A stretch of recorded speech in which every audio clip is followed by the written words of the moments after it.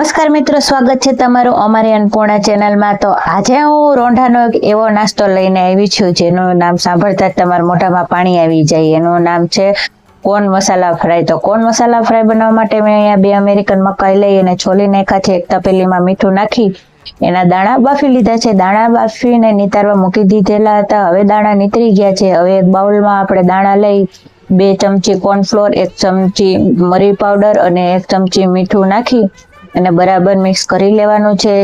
એક બાઉલમાં આપણે તેલ મૂકી ને મકાઈના દાણાને તળી નાખવાના છે। તો અહીં મકાઈના દાણા તળીને તૈયાર થઈ ગયા છે। હવે દાણા વઘારવા માટે મેં અહીંયા એક પેનમાં તેલ લઈ એમાં સુધારેલું ઝીણું લસણ, રેડ, ગ્રીન અને યલો કેપ્સિકમ નાખી લીલી ડુંગળી નાખી દીધી છે।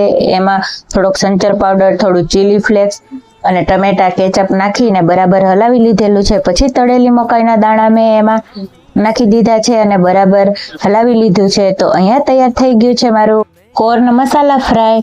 તો ચાલો મિત્રો જમવા। રાધે રાધે।